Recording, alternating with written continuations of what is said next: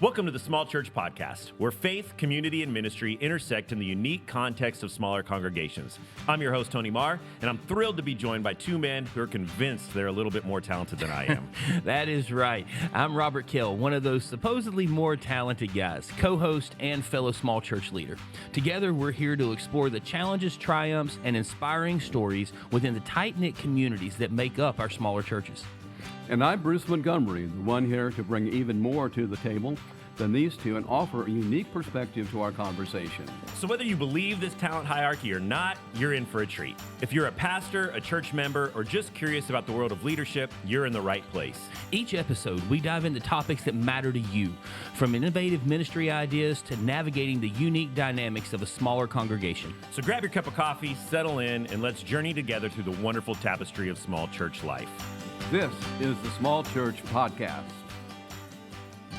Robert, good morning. How you doing? I'm good, man. I'm sure you're doing great because the weather is above like 50. And so you're having a great time in comparison to 3 degrees last week. How did we go from negative 4 degrees to today is going to be almost 70 degrees in the course of 4 days? People think that we're joking when we say if they're new to Northeast Tennessee, if you don't like the weather, wait 5 minutes. But that is literally the truth. I mean, it is just a moving target all the time. I think that a lot of our kids in the area are actually going back to school today. They haven't gone to school since Christmas. But like the town that I'm a pastor in, with 3 hour, I've never heard of a 3 hour delay. Normally, if you're past 2, they're just going to shut it down. That's right. They took a 3 hour delay yesterday because they've missed so much school and last week. And they only have a 5 hour school day. So.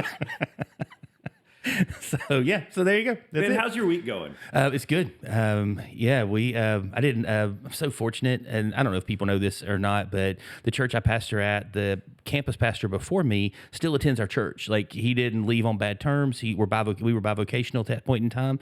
And so he's like, hey, I just can't do both these things.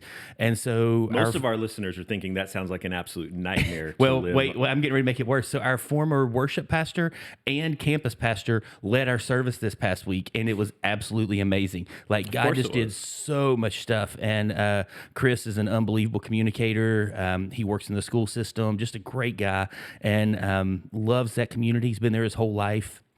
And he just really speaks well to them, and really, as we were kind of getting through week 3 of kicking off, practices of prayer, and kind of how do you set in the practice and discipline of prayer. It was really good. So yeah, it was great to hear. That's good. How about you? Man, it's like you said, I'm loving this warm weather. I defrosted a little bit yesterday and didn't have to put my truck into 4-wheel drive to go up my driveway to get home. I did slide my truck into the back wall of my driveway the other day, just hit ice. Just backing out of the garage, hit ice, and I thought that I had trashed the thing and put a nice little scratch in the bumper. So if we have any automotive listeners out there that would send me some touch-up paint, that would be nice. Hey, a couple of things I do want to remind our listeners about. That jump on the Small Church Podcast website. You can find us at higherministries.com. Subscribe there. Roger, something new that I have. Thanks for doing that, Bruce. Yeah, we are missing Bruce today, and so I figured I would just give him a little. And he called me there. Richard, by the way. Oh, it was Richard. It was Richard. It was yeah. Richard last week. Yeah. So I thought I'd throw in a little thing there to awesome. See if you would catch it, and you did, so that was good. But Robert, we have been trying a couple of new things to engage with some of our listeners, and so we threw on, wherever you listen to your podcasts, some polls that you can be a part of. And so we would encourage you, wherever you're listening, Spotify, Apple Music, Apple Podcasts, iHeartRadio, whatever you're listening to, YouTube Music, you should find a poll there that you can participate in with each of our episodes, something that's related to that episode. We would love to know your thoughts, your interests, and how we can tailor our next upcoming shows to some of the needs that you might have. We don't have Bruce with us today, as I was just saying. He had some things going on and wasn't able to chime in, but we do have another guest with us today that I'm very excited to dive into some discussion with. We have Ben Ruhl joining us this morning. And Ben, you're coming all the way from New Hampshire. How's your weather there this morning? Oh, it is currently snowing where we are. I was hearing you guys talk about your ice, and my knuckles were going white. So you guys enjoy the ice. Yeah, but you're used to this. This is that's your norm up there from like October till April, right? Yeah, it hasn't been that bad of a winter for us, really. We've just had a couple storms, but we did have one last week, I believe, that we had over a foot. It was, Oh, yeah, that'd be foot, a so foot and a good. half over a couple days. So Oh, I it want was, that so bad. it was, yeah, it's nice, and it's nice it doesn't last all year. Yeah, that is my nightmare. That is absolutely my nightmare. Ben, I was born and raised in Las Vegas, Nevada. And so Wow. you see the first bit of frozen rain, and I go into panic mode. I start hyperventilating and go into a corner. And then my wife has to try to drag me out sometime and say, "It's okay. We'll get through this. We'll survive." So Ben, you do a lot in ministry up there. You are the executive director of an organization called Small Town Summits. You're also the campus pastor for Be Free Community Church in Alton. Is that correct? Alton. That's right. Yeah. Alton, yeah. Tell us a little bit more about your story and how you got into your small town ministry up there, into your rural ministry, and how you ended up leading this organization, Small Town Summits. Yeah, so I was born and raised in Houston, Texas. Came to Christ there, grew up in a Christian family. And by the time I was coming to the end of high school, um, there just wasn't much that I wanted to do for a living, but I loved the church and I wanted to serve my King. And so I was trying to think about what my next steps might be. And so what I did was I took a year after high school and I went to England, studied at a Torchbearers Institute over there, Cape and Ray Hall. Spent a year there, and I think that really opened up my world a little bit, seeing that the world is bigger than Texas. I don't know if you have any listeners in Texas, but it's hard for us to believe that as Texans sometimes. And You want to know a fun came back. fact? Fun fact to interrupt you there. We are in East Tennessee here, but our number one state where listeners come from is Texas. Because everything's bigger in Texas. Everything is bigger in Texas. All right, back to your story, churches, sir. apparently. Yes. Except there's a lot of small churches, yeah. So yeah, but I came out of that West Houston suburbs world, went to England for a year. That exploded my worldview. Then when I came back to America, I went to Moody Bible Institute. I was just going to go to a school in Texas afterwards, but I went to Moody Bible Institute, had a really good experience there. Took a year after Moody, got a counseling degree, and then went to University Reformed Church in East Lansing, Michigan. Did a 1-year counseling internship there in biblical counseling. And from there, the Lord called me to Gordon Conwell Theological Seminary. And at that point, God was already laying on my heart, I guess, post-Christian America more generally, right? Growing up in Houston and then living in a city, still the Midwest in Chicago, but living in the city, seeing my country is not as Christian as I thought it was growing up in the West Houston suburbs.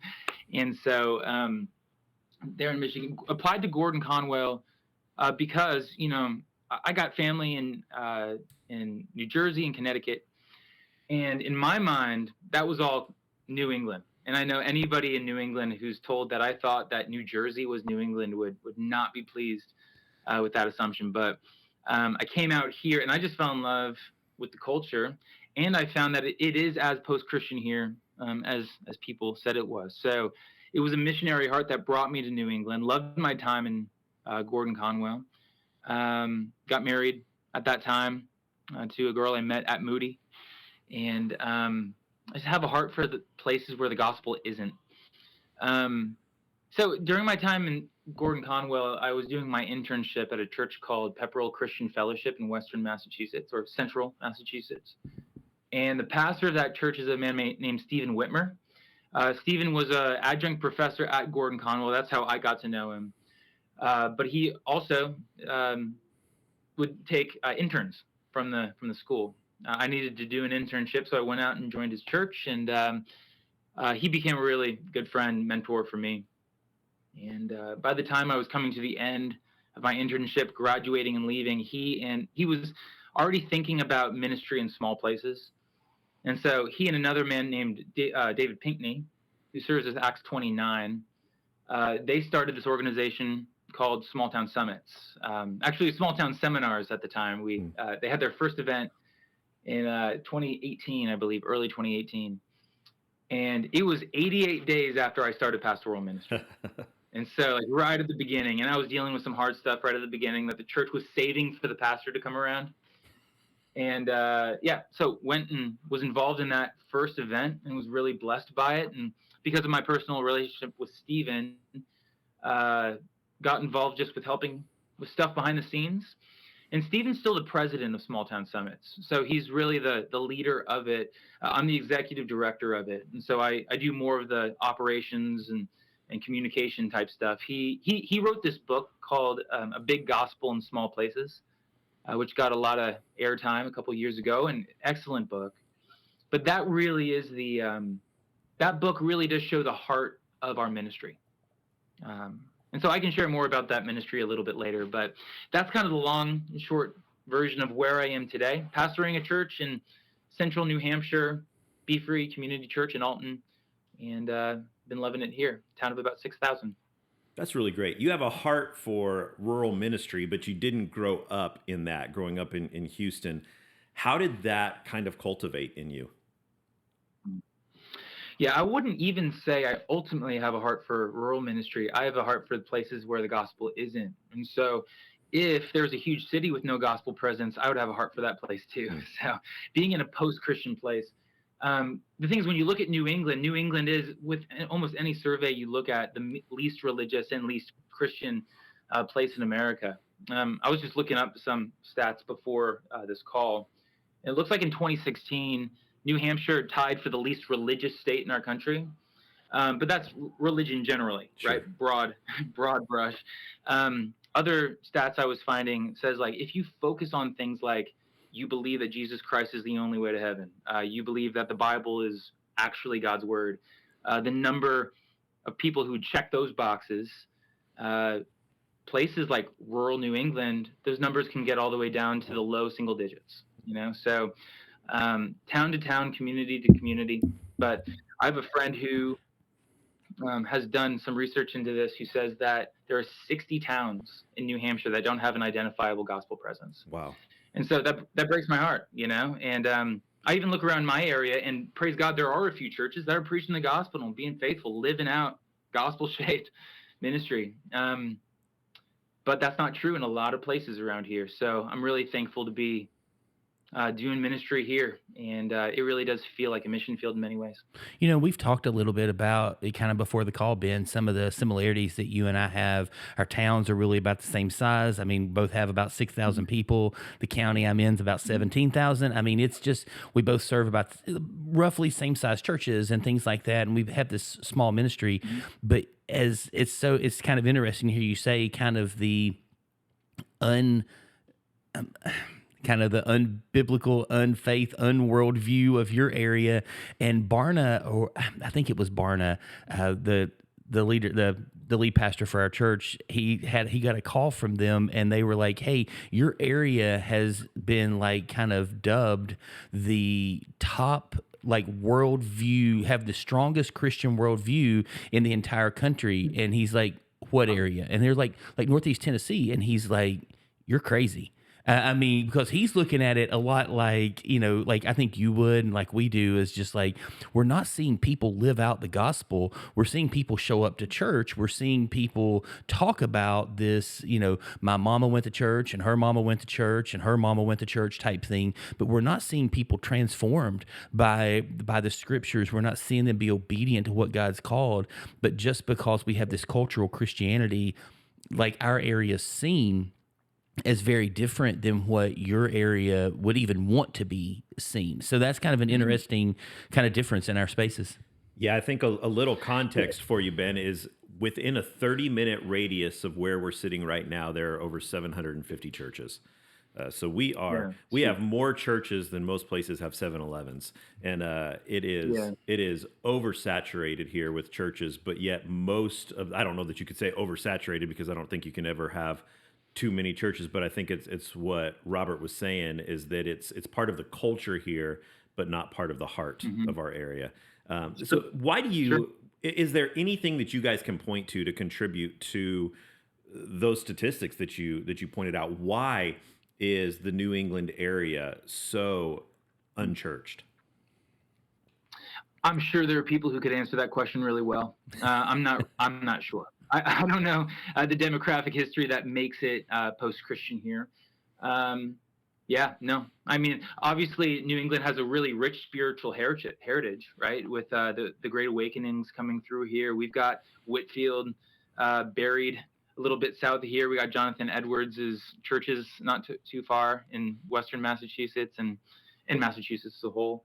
But why it is the way it is today, that would be a wonderful thing to look into. Maybe that can be your next guest. Is there a concentrated effort to start more churches in the area? Yeah, oh, absolutely. All right, so I love being in a place like this because growing up in West Houston like I did, I grew up in that kind of Christian culture as well. And there's a lot of good about that. I've always kind of chafed against the idea that, yeah, everybody in the South is Christian and nice, but they're all fake. Like, no, that's not true. There's genuine people with genuine faith in the South, same in the North. It's easy to make those stereotypes. But what I love about being in a post-Christian culture and doing ministry in a post-Christian culture is that there's less fighting for market share. People aren't looking for the church that's got the best ministries because they're not looking for churches. And so because of that, what that means is that other churches in our area who are faithful to the gospel, who are preaching it faithfully, or seeking to live a life shaped by it, we're brothers, right? We can have our arms around each other, pray for each other's growth, because frankly, there's not just tons of people cycling looking for good churches. There's always going to be some people who check out different churches and all that, but the fields are white for the harvest, and we want them in it, and we want to be in it too. So I love that camaraderie of being in a post-Christian space in America. In New England, there's a couple that I can identify. I know that for Small Town Summits, it was started out of the Gospel Coalition New England. So we're definitely in that world of like the reformed evangelical mindset. And so there's a couple organizations that we like to partner with. But I'll share just one as an example. When it comes to church planting, a couple of the guys who started Small Town Summits and who've been involved in Small Town Summits started another organization a few years ago called the Village Green Collective. I don't know if you could put that in the show notes, but the Village Green Collective is basically small churches in rural New England planting churches in small towns in New England together. It's something like that, their mission statement. And basically, it's like, hey, none of us can afford from our budgets to fund a church planter. But if like 6 of our churches together form relationship and pool our resources to plant churches and look for other churches outside of New England to help partner with us in that work, just the funding of it, we can plant churches. And so they started meeting together regularly, praying weekly together as brothers and trying to pool those resources just 2 years ago, I believe. And they planted their first church on Easter Sunday this year. Wow. That's and so awesome. It's just amazing. It's just amazing to see faithful brothers prayerfully pursuing obedience when resources are slim, camaraderie is slim. So they're finding it and they're fighting for it. So I'm thankful for that one example. Ben, could you give us that name again and how people could get in contact if we had a listener that was a part of a small church, maybe somewhere completely different, other side of the country, but they said, we would love to get involved in some way, big or small, in helping with new church work in the New England area? Absolutely. Yeah. It's called the Village Green Collective. So villagegreencollective.com. Small town New England churches planting small town New England churches together. And so, if you get on there, you should be able to get in touch with them. But I can just vouch through relationship. These are some quality guys. And they're the guys that are also, for the most part, they're the same guys that are involved in Small Town Summits as well. That's great. I love that. Ben, what are some of we have a lot of listeners who are in rural settings. What have you seen being a pastor in a rural setting and working through your Small Town Summits work with numerous pastors in those settings? What have you seen that are some of the challenges that are unique just to churches in rural settings? Just to churches in rural settings? Yeah, I mean, I'm sure that a lot of these will overlap. That if people are in bigger churches and they hear me say this, they'll think, oh yeah, that's us too. But certainly, pastoral isolation is always hard. It's hard in big churches too. Sure. I'm sure, just in different ways. In small churches specifically, I do think, or in small places as well, it's pretty easy to have this sense of insignificance. This idea that bigger and better things are happening in bigger and better places. And if God was going to use me in big ways, then maybe he would have me in a bigger and better place. And even if we know that that's not true, it's easy to believe that subconsciously. And I think that there's this kind of history of small churches and small places. And, most churches and small places are small churches, at least in New England, that churches like mine get used as an on-ramp for ministry, for new guys coming out of seminary, or an off-ramp to retirement for guys after a long, hard career and they just want to coast into the finish line. And obviously, that's not everybody, but that can be a temptation. And really, neither of those dignify the real people and the real souls who are here. And so the small town summits, like our message is that a life spent pastoring a town of 30 people in a town of 300 is worth it, right? To revalue that kind of work and say, like, Jesus died for these people. We don't only want to see you reach, grow as a church. We want to see you reach the people in your town. And I just remember our first ever summit. There was a guy who stood up and he gave those numbers. He said, I pastor a church of 30 people in a town of 300, and I have a better percentage than any of you guys. And it was joking. I love that. That's awesome. But but I mean, here's just a way to think about it. If people are coming out of seminary and we send our best and our brightest to the mission field, like to the Middle East, maybe we celebrate that as an amazing sacrifice for the gospel, and we cheer that. But in a way, what we do is when we see our best and brightest go to small towns and spend the next 50 years pastoring 50 people, do we think of it as a waste? Because I think we can be tempted to. And if, like, okay, my mentor, the guy who started Small Town Summits, Stephen Whitmer, he has a PhD from Cambridge. And then now he's pastoring in a town of 10,000. Like, couldn't you use your giftings, your skills better if you were in a bigger place where you could influence more people? We are pro big places. We love seeing churches planted in cities, but these places matter too, and they're worth a lifetime. Yeah, we've talked about that a lot on this show. That I get the opportunity to sit down with a lot of guys who are just coming out of or getting ready to graduate from Bible college and seminary, and helping them figure out what's next for their life. And I couldn't tell you the amount of times where I say, all right, what's your dream situation? And I don't know that in the last 5 years that I've had a single person say, man, I would love to get a job as the lead pastor at a small church in such and such town. It's always, well, I would love to get on as an associate pastor at a mega church in a large city. And then in 2 to 3 years, start my own church with their support. And just had this conversation with a young guy the other day that just graduated from seminary. And I said, I want to strongly encourage you that some of the most fruitful ministry you can have is at a smaller church. Would you at least be open to that? We have 3 churches right now that we're currently trying to help fill positions for at these churches. And we can't find people that want to take these responsibilities unless what we're seeing here in our area is that it's a great place that people love to come and retire and take the off-ramp, as you were saying, having a really difficult time finding those that want to get on the on-ramp, to use your analogy. That they seem to think that the only valuable ministry is in larger churches, and it's just simply not true. I heard a stat the other day that I'm probably going to butcher the stat, so don't quote me on this. But it said something along the lines of, in 1980 in the United States, there were less than 100 churches that had over 1,000 people. In 2020, there were over 100,000 churches that had over that number of people. That the shift has become that we think that your church has to be large to be influential. And really, you look throughout Scripture, we don't see that. You look throughout the course of history, except for the last 30 years, and you just don't see that. I love Matthew 9, that says the harvest is plentiful, but the workers are few.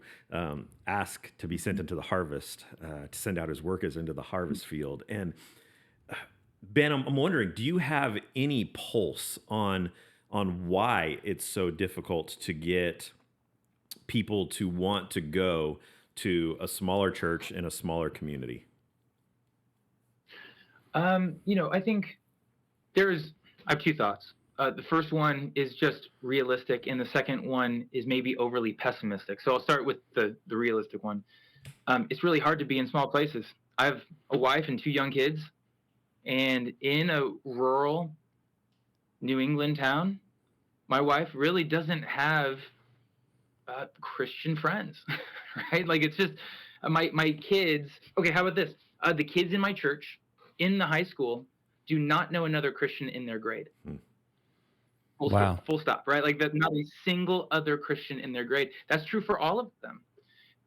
And so there's a sacrifice of saying, I'm going to bring my family to a place where my wife will have no Christian friends. She'll have other, age mate people, same life phase. And there is like another 2 or 3 young Christian families in our church, but they live a couple towns over and they come because, to our church. So hard to cross-pollinate with them, hard to go on mission with them in our town. We love them. They're great, but it's a sacrifice.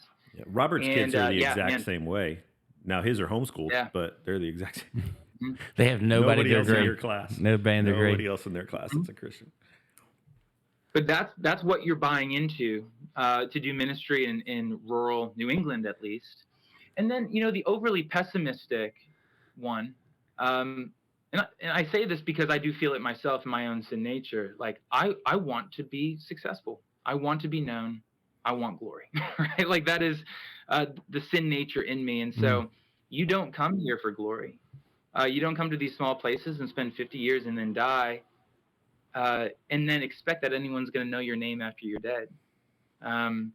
But you're going to shape some hearts. You're going to point them to the one who matters. Yeah. Your life is going to be poured out as a drink offering before the Lord, which is exactly what we're called to. And so, I say that pessimistically, but I also say that honestly in myself. That desire is there, and it's something to be prayed against. And that's a really tough situation, because I kind of sit with that. And I grew up in a couple of small towns. I grew up in Alabama, and then right before high school, my parents moved to a small town in Virginia, and the town in Alabama still has less than 1,000 people in that entire town. And like, we had to drive to the next town over to go to school, even in the 80s, because the schools had shut down in that town. There was Shorty's, grocery, gas, fish, and tackle that was the only store in the entire town. And so, like, I understand this rhythm of life and this concept and this idea. And like you said, it's not glamorous, and it's not something that feels that way. But the thing that I've found is, almost 50-year-old that's sitting in ministry in a small town with people that are, my peers, that like everybody in the church has, everybody has my cell number. Like, when I've been at a couple of churches that were the 1,000, 1,500, 2,000 people, and it's a ton of fun, but like 7 people know you, and you're just constantly you're working with about 7 people who then do the ministry for everyone else that's in the church. And so you have a few relationships, but you're still pretty disconnected. But in this space, everyone knows me. Your cell phone number goes up on the screen every week. Everybody knows who you are, and you hang out and you talk, and you find this whole like space of really being able to genuinely sit and make disciples. What I love about that Matthew 9 passage you mentioned a minute ago, it says that Jesus saw them and they were helpless and harassed. And we just don't see people the way Jesus sees people so many times. And if we did, our location would mean a lot less than our mission. And I think that's the thing for me that's changed in the last 5 years. As Melissa and I led a home gathering for a couple of years right before COVID, and as we've moved back into ministry vocationally, that God's helped us to see that. Yeah. I heard Tim Keller talking on a podcast once, he said something to the effect of every city should have one mega church, a few mid-sized churches, and tons of little churches. Yeah. That's not the exact quote, but I really appreciated that, because this idea that mega churches have something to offer broader communities that smaller churches can't offer. Like, we're never going to be able to employ counselors to start a Christian counseling Sure. center. You know, that's outside of our resources. But one of the questions that small towns, or Stephen has helped us think about is, okay, well, what can small rural churches do that mega churches can't? Identify those things and don't begrudge that those are what you're stuck with, right? Be faithful with those and wield that sword well. Part of me thinks like, oh man, it'd be really hard if there was a mega church around here, but actually a mega church would be a blessing in this area in a way that we couldn't bless this area. Yeah. So That's an seeing interesting that diversity. Sorry, I didn't mean to cut you off. Go ahead. The diversity. What were you going to say? Yeah, go ahead. Well, I was at a Charles Simeon preaching seminar a few months ago, and one of the leaders there is in a pretty big city, and so he and I were talking kind of privately, and he was talking about a couple of mega churches in his area, and he's like, I'm a Reformed, Presbyterian pastor, and he's like, and I don't necessarily agree with the teaching styles and the methodology and the beliefs of these churches, but we have so many people in our church that came to us and have started to grow in their faith and things because they had an on-ramp to faith with something that I couldn't do, that I couldn't be a part of. Mm-hmm. And so these mega churches provided an on-ramp to some spiritual conversations that people weren't just going to show up and sit in my church and listen to me preach, but they would come to something that church could do because of their resources and their width. That's a great statement, Ben, that I hadn't really put together that way until you kind of mentioned that. That's a really good thought. Yeah, and I want to dive into that a minute with you. You said that Stephen asked the question, what are the unique benefits of a small church? What are some of those that you guys have come up with? Yeah. Maybe I should use this chance just to point towards that Big Gospel in Small Places book. Yeah, I've already saved that to my Amazon cart. So honestly, though, like the whole ethos of what we're trying to do with Small Town Summits, the philosophy behind what we're doing, we might say the theological vision for ministry in small places, really has been developed in that book. So we're really trying to put legs to that philosophy. That might be one way to think about what Small Town Summits does. I think I Freudian slipped small time ministry, small town ministry. All right, so unique strengths you were saying of small churches? Yeah. You said that Stephen asked the question when you guys were doing the small town summits. What are the unique benefits that a small church has over a large church? Yeah, I mean, I'm sure there are things that these are all things that you guys have talked about on this podcast, because I think a small church in a small place has the same strengths and weaknesses as a small church in a big place, for the most part, right? Sure. I, as a pastor, know the name of every person in my church and all their kids. That's a huge blessing, right? Because it means that the elders know what we can be praying for, what we can be pushing into. We've almost taken small churches as just an understood reality of ministry in small places, Yeah. But I think it's that communal, that familial nature of small churches, the way that you can't go there and be anonymous, the way that your church is able to more easily flex and change with the times, or the needs of your community. You're able to make do with a smaller budget, so easier to keep the plane in the air. But yeah, I'm sure those are a few. I'm sure you guys have a few more as well. Yeah, I love that. When I think of rural ministry, being someone who grew up in a large city, just when you say, in our pre-recording meeting, you talked about how you really wanted to talk about rural ministry. You thought that was your sweet spot. When I think rural ministry, coming from where I came from and where I live now, I think of a small church that's in the middle of nowhere with nothing but farmland all around it. And I've actually visited a few of those churches and preached at a few of those churches. Have some dear friends who serve at some of those churches. What would you say when you say rural ministry? What comes to mind for you? Yeah. I mean, honestly, I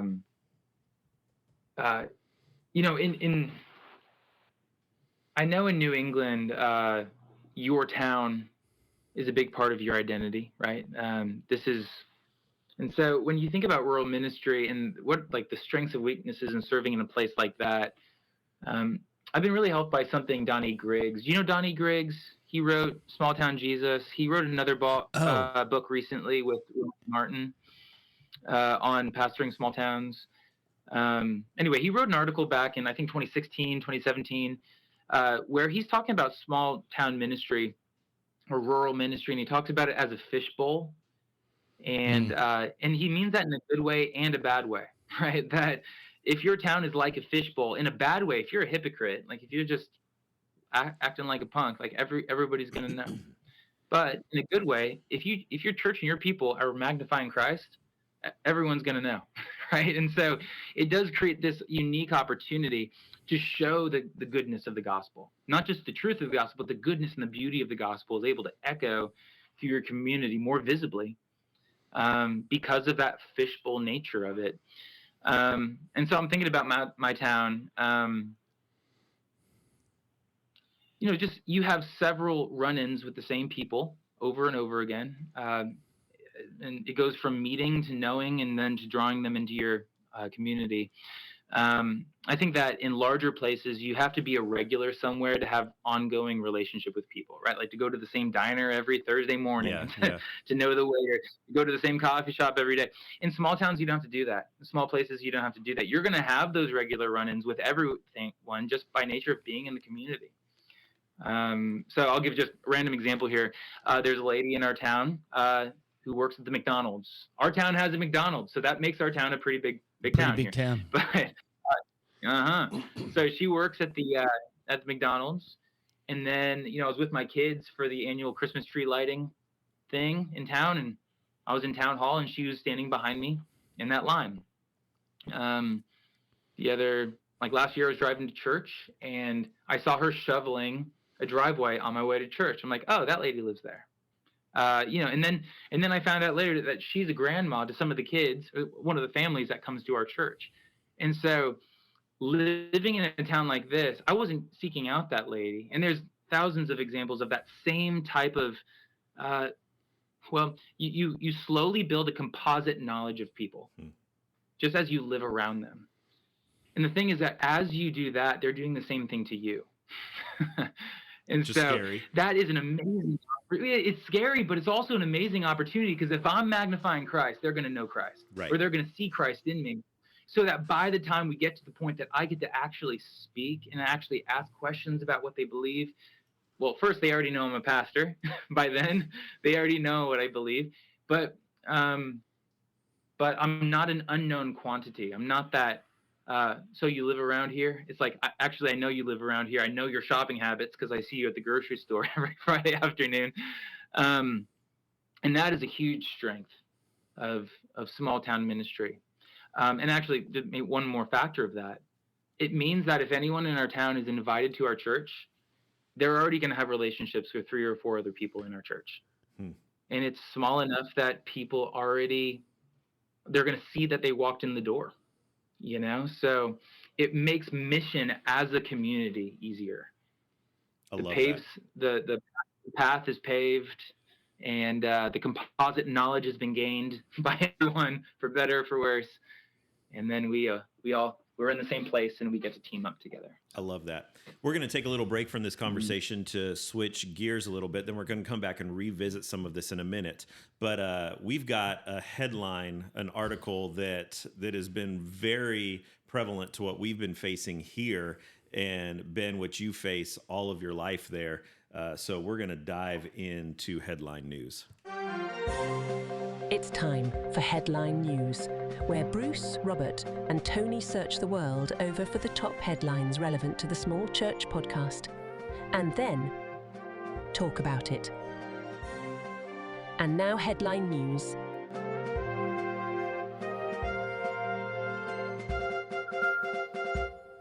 So, Robert, the article that we want to talk about a little bit today is this story that I've seen a couple of different places, that there are several churches that, as our country, most parts of our country, have been slammed the past couple of weeks with these record low temperatures, dangerously low temperatures, that a lot of churches have opened up their doors as a resource place for people that don't have heat, don't have a place to stay, to come in and be warm, be fed, really doing what they can to help their neighbor, which I don't know, seems maybe a little biblical.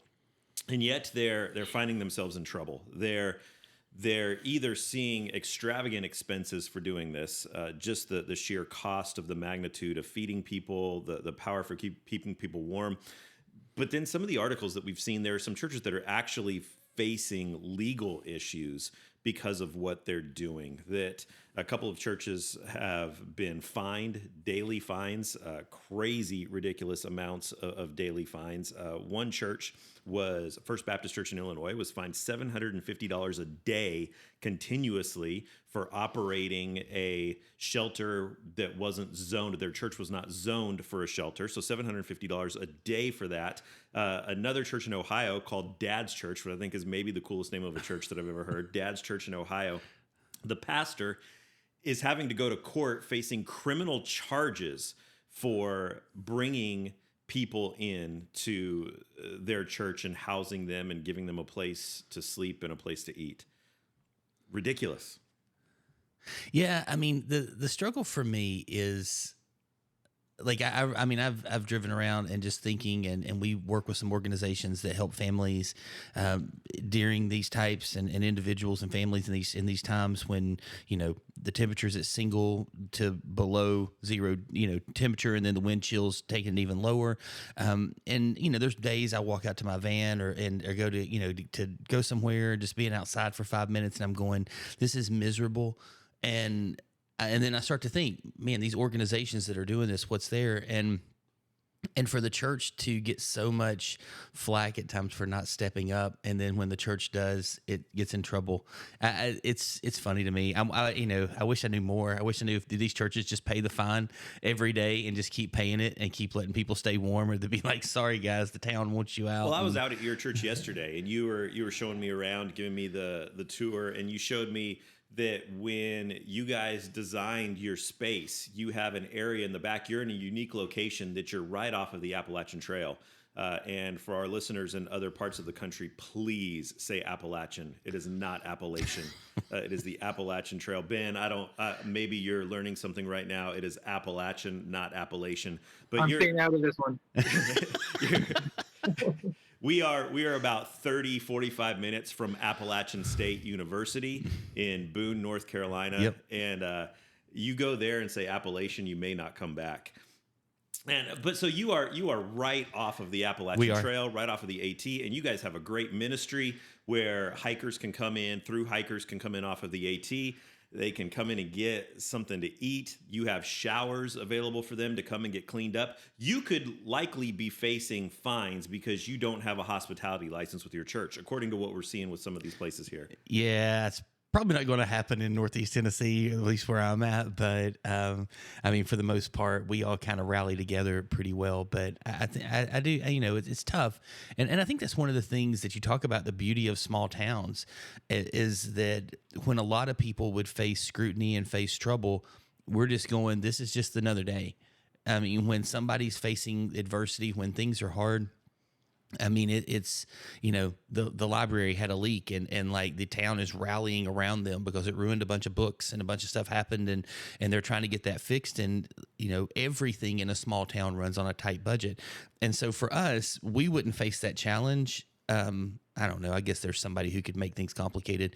But for the most part, everybody just wants to work together when it's in that space. I mean, if we were out trying to set up a tent revival in the middle of town, we might face a little bit of adversity, but I think when you're just trying to do good and trying to care for people, but yeah, I mean, I guess we could, I mean, I shouldn't say never, but I guess we could, but yeah, we designed the space intentionally. We're downtown. I mean, it's like I said, we're right off Main Street. We've got a bakery in our church that people come to and hang out all the time.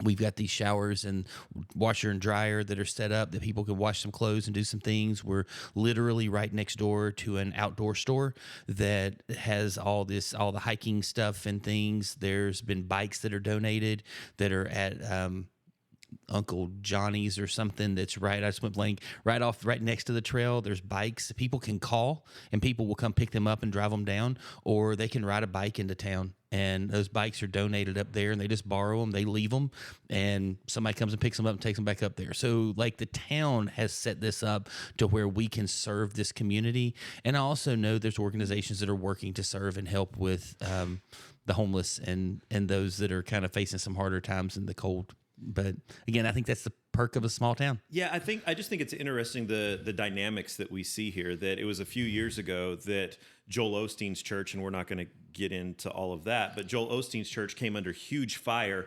because Houston was your hometown, Ben, was experiencing huge issues, and they wouldn't open up their church to let people come in and have a place to stay. And huge scrutiny for that. And then you flip the script to now that churches are getting in trouble for doing the thing. So it's almost like you can't win either way. Yeah, I mean, and again, I don't know all the answers to that. I guess I like being made aware of things. This is a tough article, and I don't know, Ben, you can speak to that small town life as well. I mean, you guys have such cold temperatures. I don't know what the homeless population is in New Hampshire, but I'm not actually sure what the homeless population is either. Not a lot out here, at least. At least I don't see them if they're here. And I mean, the thing is, every situation has to be so different, because you're absolutely right. The fact that there's times or the fact that people would get upset with the church for doing a good thing, I just have to believe there's actually there's other factors going on here. And who knows, every situation is going to be different. And yet if there's a church who's able to pay $750 fines, maybe they could come up with other solutions, when it comes to getting hotel rooms or getting a facility in some other part of the town where they could do something like this for a period of time, or getting a hospitality license. I mean, the reality is, like, we are under our government, and that's a good thing much of the time. But in times when it's not, I mean, I think it's honoring to Christ for us to figure out the best way to please everybody without being dishonest or disobedient to Christ. The other great strength of the church is that we have people who have houses. So if we were really going to put our skin in the game, why don't we as individuals take people into our houses, right? It's like this could open up the church to push into so many other ways to do this. And this is coming from somebody who's pastoring a church that's been around 17 years and still doesn't have a building. So we're used to operating without buildings, but I just think every situation, every government that's having a problem with what's happening at this church or that, there has to be a way forward for them, because they don't want people on the streets either. Yeah, no, there's a really good thought there. And I think that balance so many times of how do we kind of align and what's the best thing to do, what's the right thing to do. And I get that tension, and I'm thankful there is a tension of people wanting to do the right thing.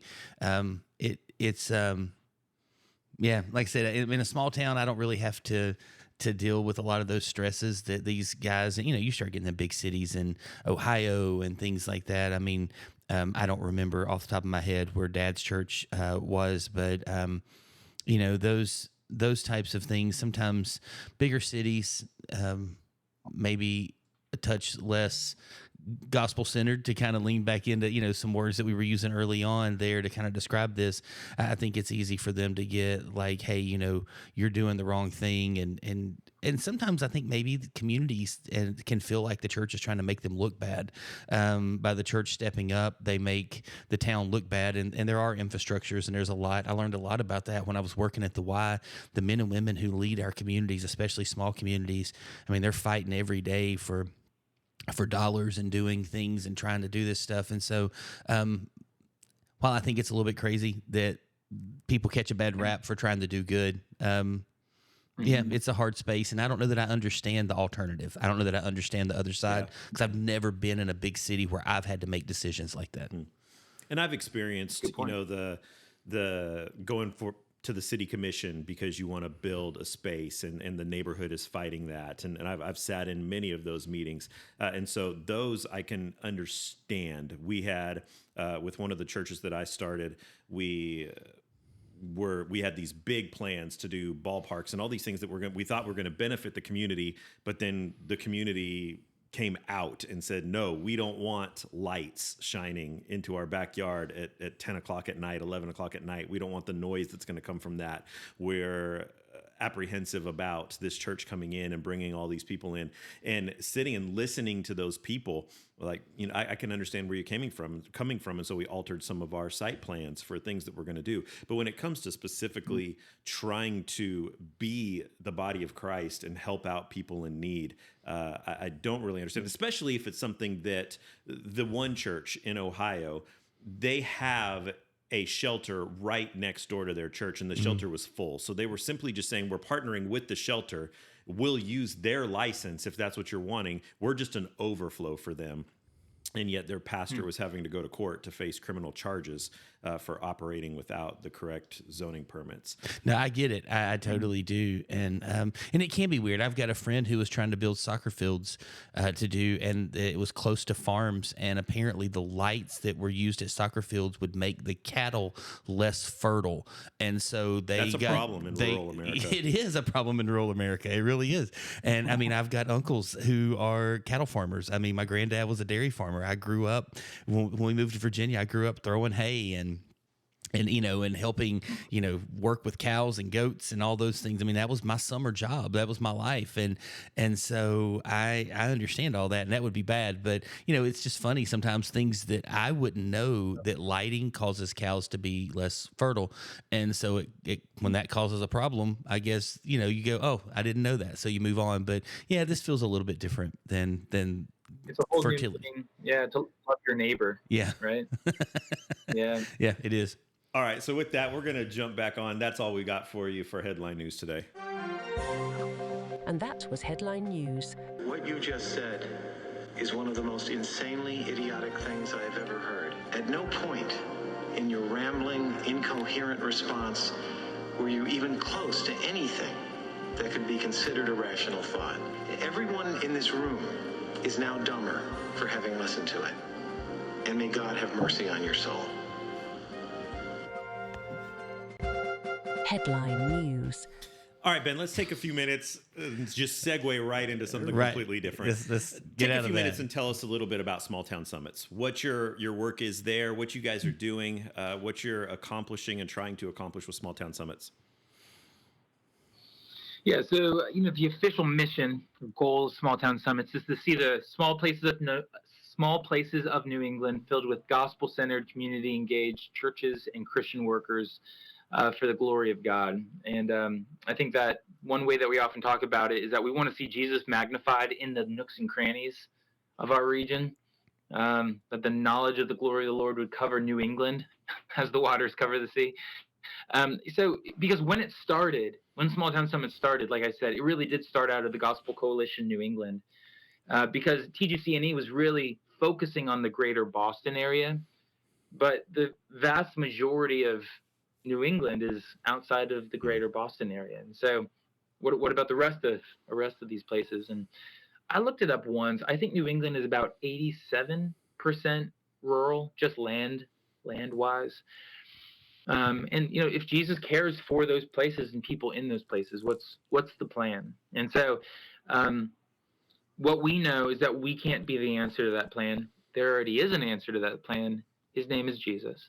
And so Jesus has churches, his people, already in those places.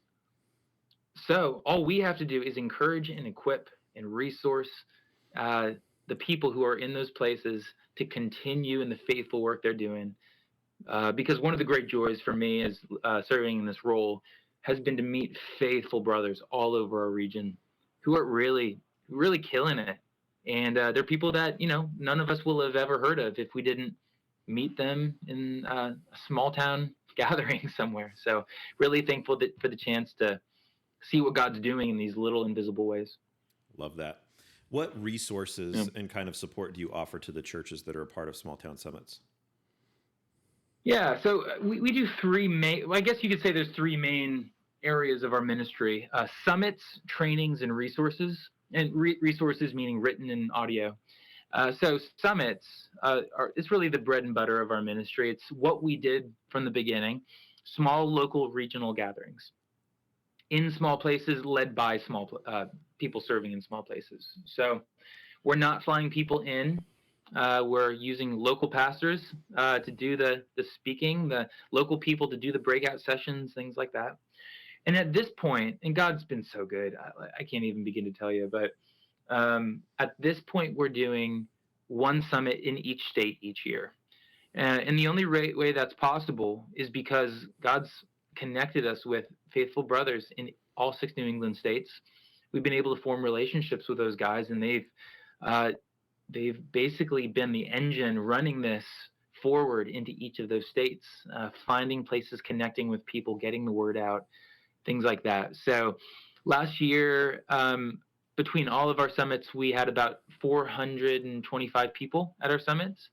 And that's great for us, to small local regional gatherings. We're not looking for 425 in one gathering because in these smaller gatherings, I remember my first summit, meeting people and realizing, oh, I didn't know that you were close by. I didn't know that you were like-minded. And so relationships form in between members. That if you were to come to one of these events, it wouldn't feel like a typical conference. Because what we do is we actually have introductions at the beginning where every single person stands up and introduces themselves. And we also have discussion as an entire group of 50 to 60 after each plenary talk.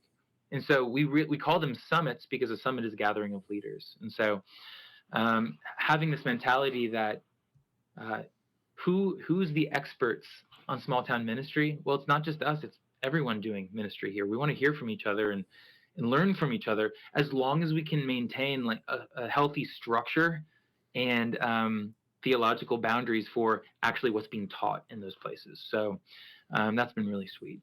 Love that. Our trainings, we did a women's Bible training for the first time in 2019, I believe, and those have been so sweet. We're coming up on our fourth here. And those are half-day events where we're trying to not only, equip the leaders, which summits are more focused on, but really equip the hands of the saints to continue the work in small places. Because the reality is, in small churches, in small places, are almost always single pastor churches. And in single pastor churches, two things are true. Number one, they need more help to carry on the fruitful work that God is doing, to equip every member in their churches. And they don't have the capacity to do all the equipping on their own. And so if we can come in and offer some kind of equipping to, in this situation, raise up women's ministry leaders who are able to rightly handle the word of God, we want to help in that way. Another training we do is a one-to-one word-driven discipleship training, where we try to put a tool in everyone's pockets where they can, if they see anyone who's not a believer and is curious about the things of Christ, or who is an immature believer and need help growing, taking the next step in their faith, they're able to open the Word of God with them and help them take a few steps forward to do intentional spiritual good for other people. So that's the vision of that one. And then as far as our resources and podcast, we put out an article every month on the first of the month on our website. A friend, Tim Counts, does all the editing for those. And then we have a podcast that we put out. We're in our 5th season right now, and we have about 10, 15 episodes per season, and those are all interviews and audio versions of our articles. And so just ways that we can help get that out. And I'll say one more thing, just because most of the people hearing this aren't going to be in New England. What we have done in the past is we've helped other people in other places who've seen what we're doing replicate and do something similar in their places.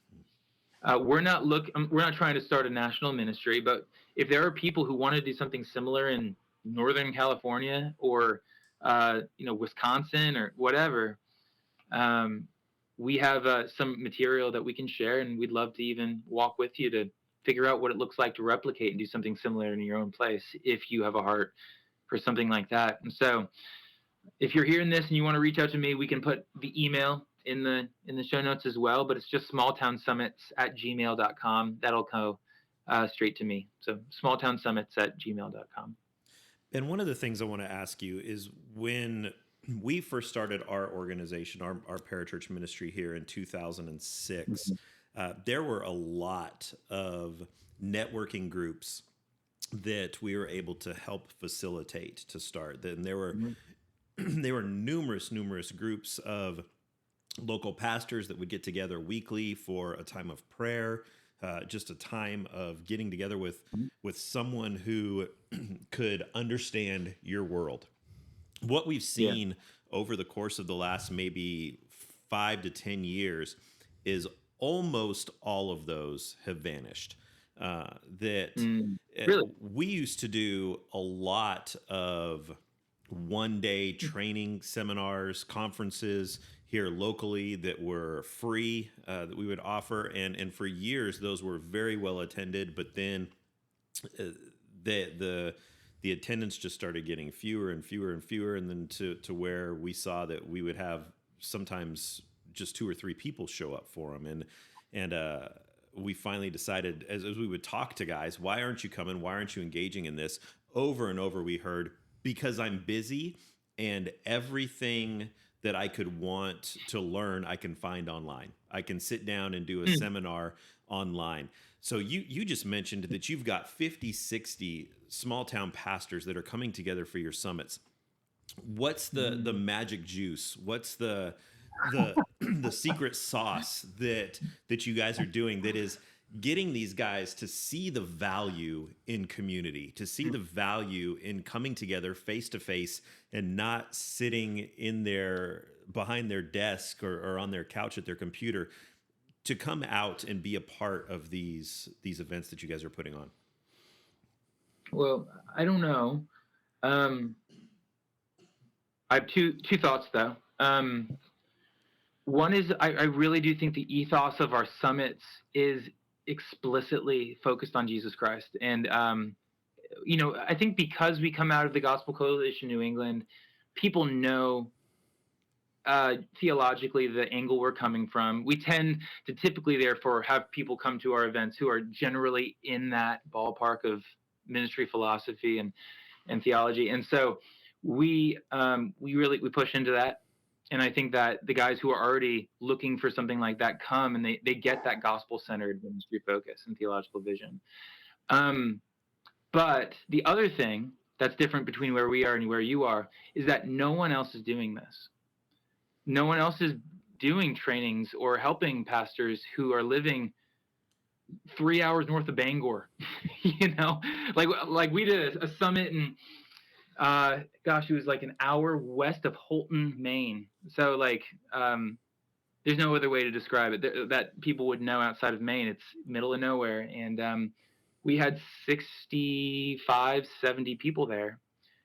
And we actually had the pastor of that church drive like 8 to 10 hours to come to the one in, not that far, maybe like 7, 8, somewhere in there, to come to the one in New Hampshire, just to see like, what is this that's happening and coming to our church, because nobody's ever done an event in our town before. Wow. So I do think there's this idea that like, wait, they're coming to us? People don't come to us. People ask us to go to Boston. That's how things work. And so if we're saying we're going to you to value where you are, to value the work you're doing in your places, I think that's the thing that gets people to say like, oh man, okay, this is unique. This is different. And we've done things online as well, especially during the pandemic. But attendance to those type things are average. I think everybody was a little zoomed out by then anyway. So yeah, in person really is I think the bread and butter of what we will continue to do moving forward. It's great. I love it. So people feel a sense of I guess, value that you guys are willing to come to them rather than expecting them to come to you. Yeah, I love that. That's great. Yeah, I think that's a big part of it, and it's genuinely true that we are so thankful that they are giving their lives to living and ministering there.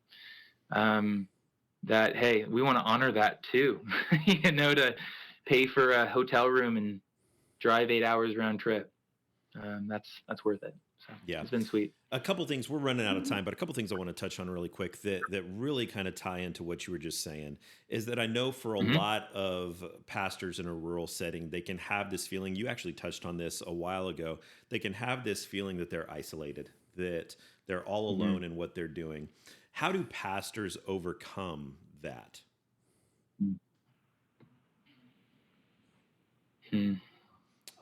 Let me even make that a little question. How do they overcome that on a daily or weekly basis when the obvious answer is attend a small town summit, but like you said, you're going to each state once a year, so yeah, right. How can our listeners who are sitting there right now, sitting in a place where they look around them and they can't see another human out their church office window or out their window of their living room, how do they counter that feeling of just, I'm in this by myself, I'm the only one on staff at this church? How do I break through that?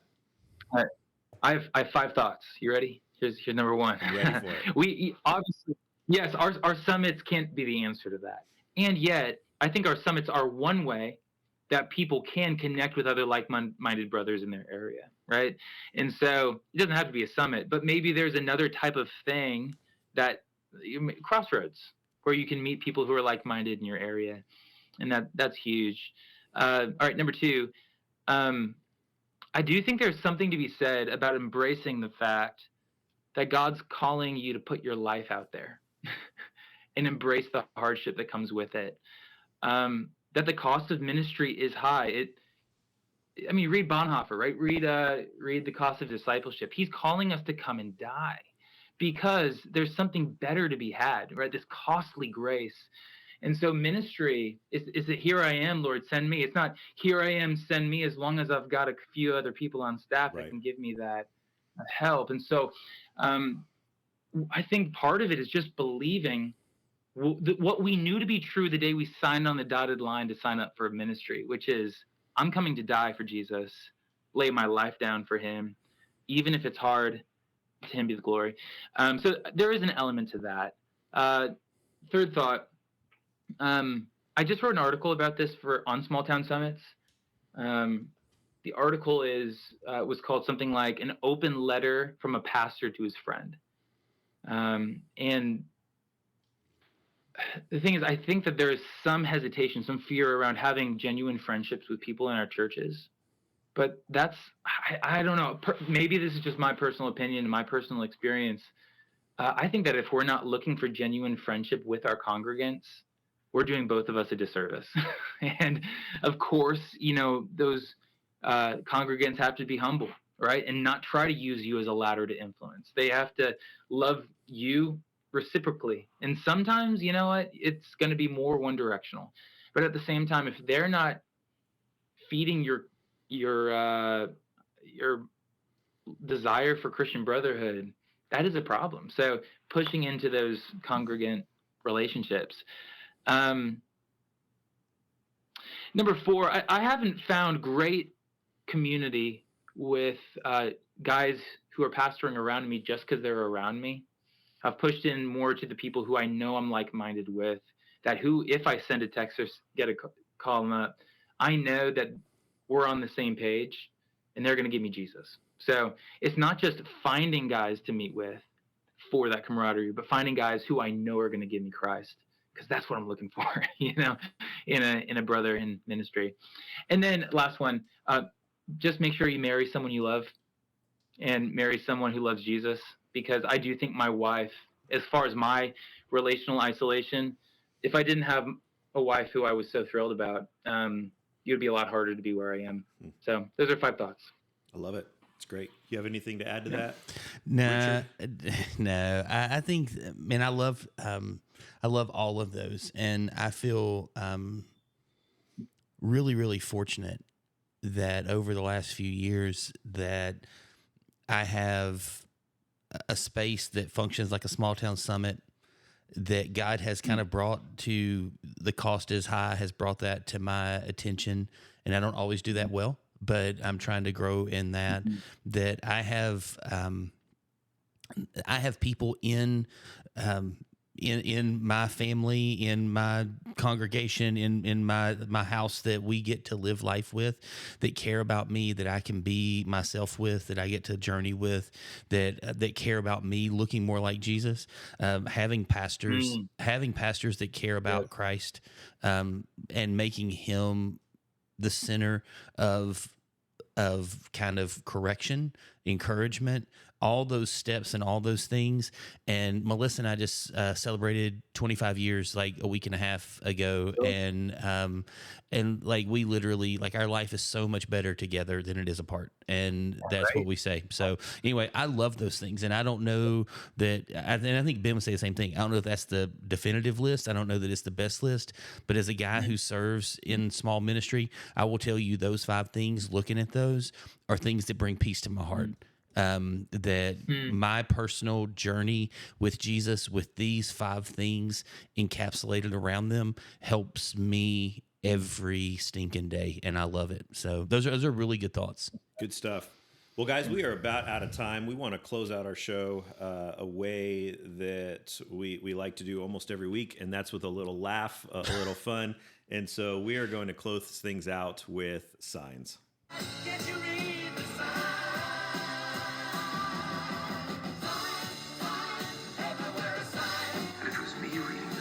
What's with my sign? Here's your sign.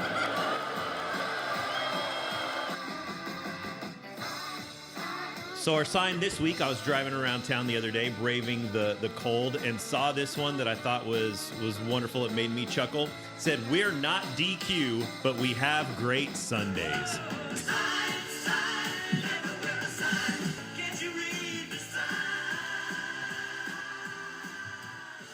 I just feel like with the internet that people could do better.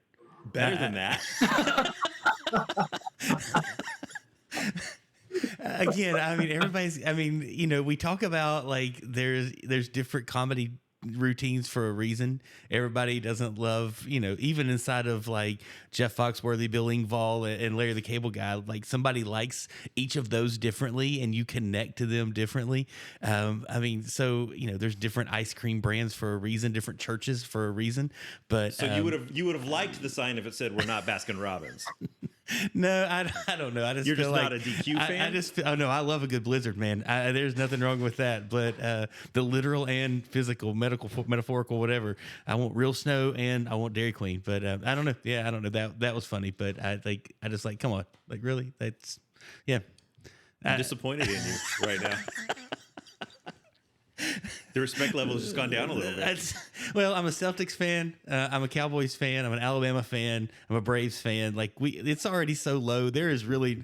Why do we even do the show together? I don't know why we're friends. I don't even have a clue. So there you go. Hey Ben, thank you so much for joining us. Is there you've got a couple hundred pastors, ministry leaders around the world that are listening to this. And in closing, is there anything that you would like to say to them? Any word of encouragement to them?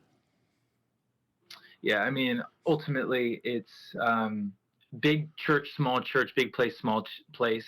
Our King's the same. The message is the same. Jesus is Lord. We follow him. We're calling people to him. If we're doing that, we're being faithful to what we've been called to.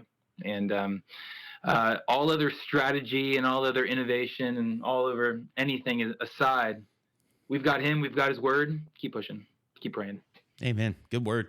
Absolutely. Well, we want to thank you for joining us on this edition of the Small Church Podcast. We hope that you found this episode insightful. Want to remind you to subscribe to the Small Church Podcast wherever you listen to your favorite podcast so that you never miss an episode, and stay connected with our growing community online. If you like what you heard, if you love what you heard, go ahead and like this, share this, follow us, leave us a comment, drop your insights into the poll that you will find online. Visit us on Facebook or our website at higherministries.com. We also want to send a special thank you out to Ben Ruhl for joining us today and some of the things that we found on the show. Check out the book, A Big Gospel in Small Places. Also, visit the Village Green Collective. And if you would like to talk more to Ben about his ministry and how you could be involved with Small Town Summits, visit smalltownsummit.org. This podcast is a conversation, and so we really want to invite you to share your thoughts with us. Thanks for being a part of the Small Church Podcast. Have a great week.